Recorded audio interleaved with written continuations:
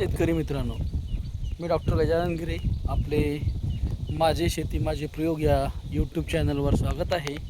आपण आपल्या हळदीच्या शेतामध्ये आहो आणि हिची लागवड आपण 26 जून रोजी केली होती, पाऊस पडल्यावर 25-26 जूनला. आणि आपण ही लागवड मजुराच्या हाताने केली आणि लागवडीनंतर लगेचच सिंगलमध्ये आपण याच्यामध्ये सुमीमॅक्स मारले होते. 2 एकर क्षेत्र आहे, याच्यामध्ये 2 डबे पूर्ण ट्रॅक्टरच्या साहाय्याने फवारणी केले.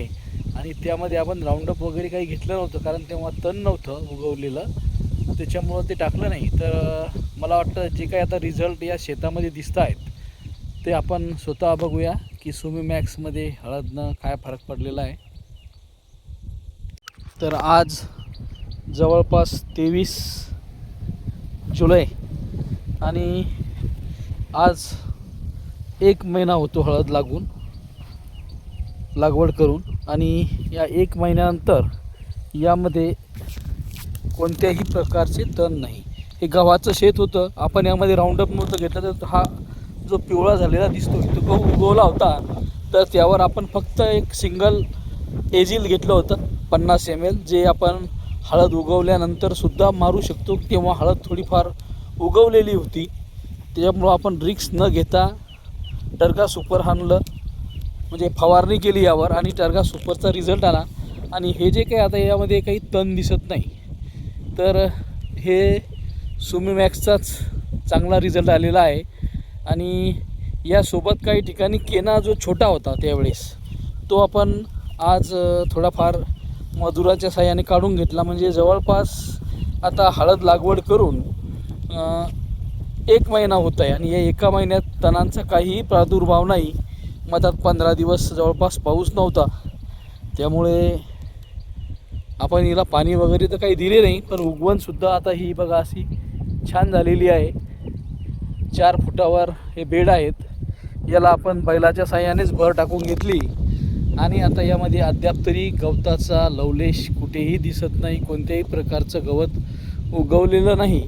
एकंदरीत जर दाट आणि चांगली फवारणी केली सुमीमॅक्स, आणि त्यासोबत जर त्या टायमाला जर गवत असले त्यांनी राऊंडअप घेतलं किंवा ग्लायसोफ्युनेट घेतलं किंवा सुमिनार आहे, हे काही अलग अलग कंपन्यांचे घटक आपण उगवलेल्या तणासाठी घेतलं, तर हळदीचा निंदणाचा जो काही खर्च आहे हा बऱ्याच मोठ्या प्रमाणात कमी होऊ शकतो. जवळपास मी 10 वर्षापासून हळद घेतो आहे आणि हे प्रथमच मी सुमीमॅक्स मारलं. आणि आज जर यामध्ये सुमीमॅक्स नसेल मारलेलं, तर मला कधी ही हळद निंदण्यासाठी म्हणजे कमीत कमी एकरी 5,000-6,000 असा जो खर्च यायचा, तो आज रोजी माझा निम्म्यावर आला. म्हणजे जे काही थोडंफार उगवलं तिच्यातही मी राऊंडअप टाकलं नव्हतं, म्हणून तेवढा खर्च आला, तो खर्च वाचतो.